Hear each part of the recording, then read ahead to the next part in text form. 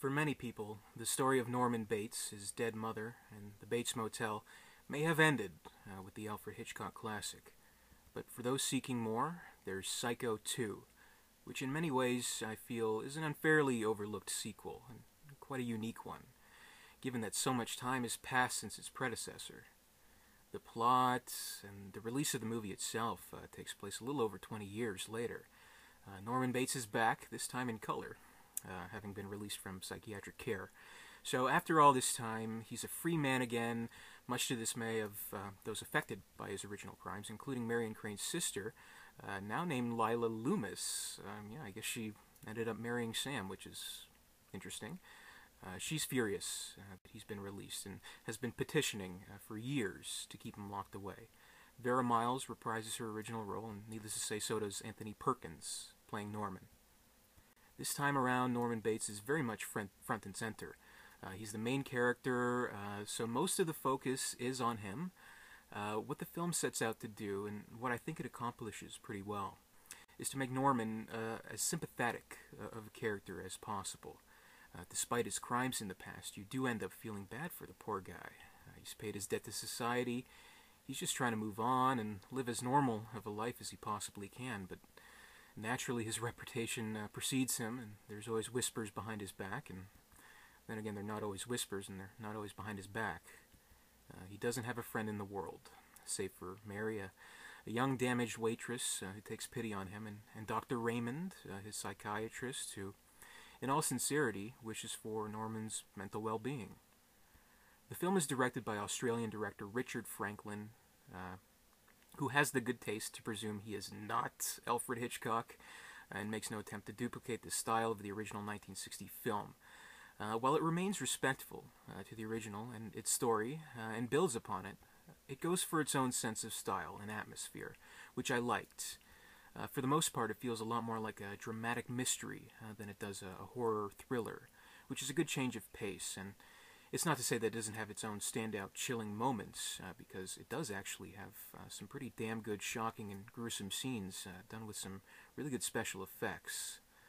Jerry Goldsmith provides the musical score, which I think complements the mood very well, and again, it goes for its own thing instead of trying to emulate or one-up the instantly recognizable Bernard Herrmann score from the original film.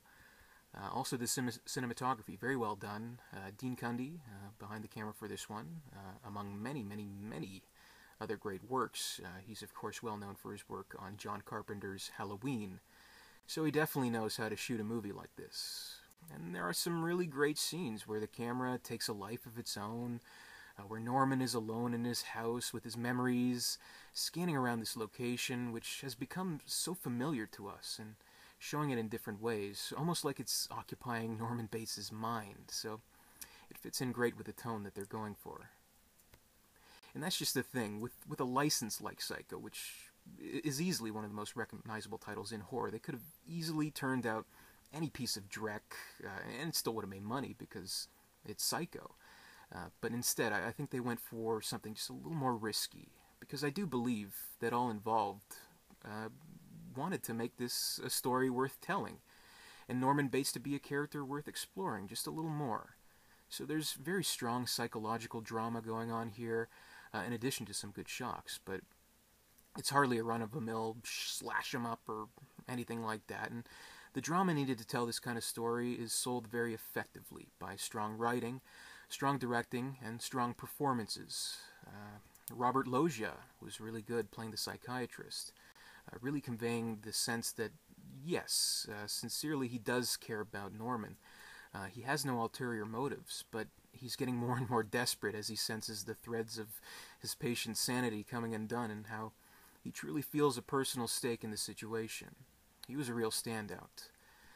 Meg Tilly, in the role of Mary, was great. Apparently, while making this film, she didn't know kind of what a big deal it is, or it was, having never seen the original film, and I guess unaware that a role like this, in a project like this, would be something so sought after for a young actress, and I guess even Perkins took offense to that, but it almost makes it a stronger performance because of that, in that respect. This is a legitimate role. This isn't a screaming babe in the woods slasher kind of role. And she brings a lot of presence to her character, as someone who does, in fact, have an ulterior motive, and becomes conflicted and guilt-ridden. She grows all the more sympathetic towards Norman, and perhaps a little more than that. She was great. She definitely could have built on this role and developed a genre reputation all of her own off this. She was wonderful. And I think it is kind of funny to think that as an actress, her having this association with the infamous slasher Norman Bates, and then her sister, Jennifer Tilly, going along to star alongside Chucky, the killer doll in those movies. So there's something special going along in that bloodline, I guess. Even a role as small as Hugh Gillen playing the sheriff, or Dennis Franz playing the Bates Motel proprietor, who turns the place into a drug and sex-filled adult motel, as Bates puts it. They're great. And Dennis Franz, I mean, I say this with the utmost respect to the actor, but he's really he's so great playing these seedy douchebag characters. I really liked his role, and you just know, almost from his very first scene, that this guy's going to get it. And the movie delivers on that. Psycho 2 is, without a doubt, Anthony Perkins' movie, though. It's his performance that carries it, and he's fantastic in the role, once again, 20 years later. Since it is so centered on his character, and since we already know from the reveal at the end of the first Psycho film what his twisted psyche is capable of, the movie's presentation of Bates, by necessity, has to take away some of the mystery of the character, because we already know. And that character trait made him so compelling the first time around, being so mysterious. So the void has to be filled somehow. And light has to be shed on the character, just a little bit. And we have to get inside his mind, and see different angles of the character. So while the mystery and ambiguity of Norman Bates, something that was so intriguing from the original, has to be somewhat pushed aside, I think in lieu of that, we get something out of this character that we, the audience, may not have known we even wanted. So it's a fair trade, I think. Norman has developed a good deal more here. There's definitely still a new kind of mystery to him. The movie is playful, and making us wonder how much of him is truly reformed, and how much of what's going on is actually his doing, or how much is all going on in his head. Overall, I think the plot is very interesting. To get into spoiler territory here, so fair warning if you don't want it ruined, but stop watching. It does turn out that Mary is actually the daughter of Lila and Sam Loomis. She's in cahoots with her mother, who so passionately wants to see Norman back in an institution or back behind bars, that her plan is to provoke Norman into madness by her and Mary dressing up as his mother, calling him on the phone in his mother voice, altogether messing with his head in the hopes that it will cause him to go crazy and possibly kill again. Mary, developing a conscience, tries to call the whole thing off, but it's a little too late, and her mother, as well as many others, end up dead. And with the staggering evidence against them, it leaves Norman Bates once again free and seemingly innocent. So it brings up some interesting questions.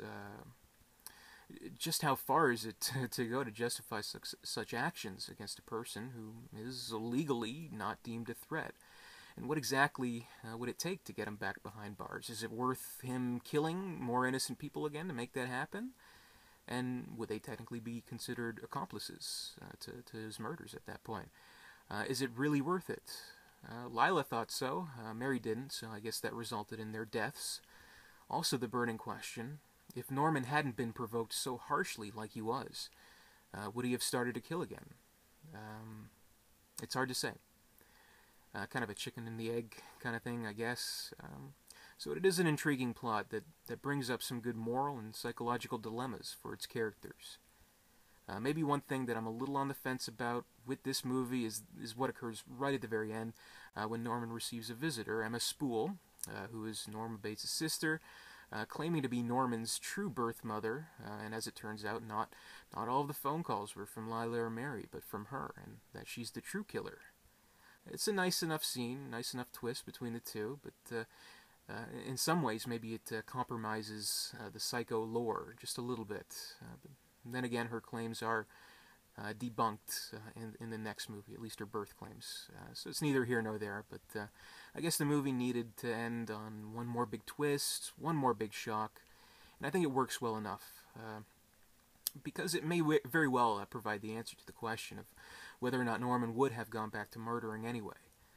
Much like in the fashion he killed Norma, Norman kills Emma at the end.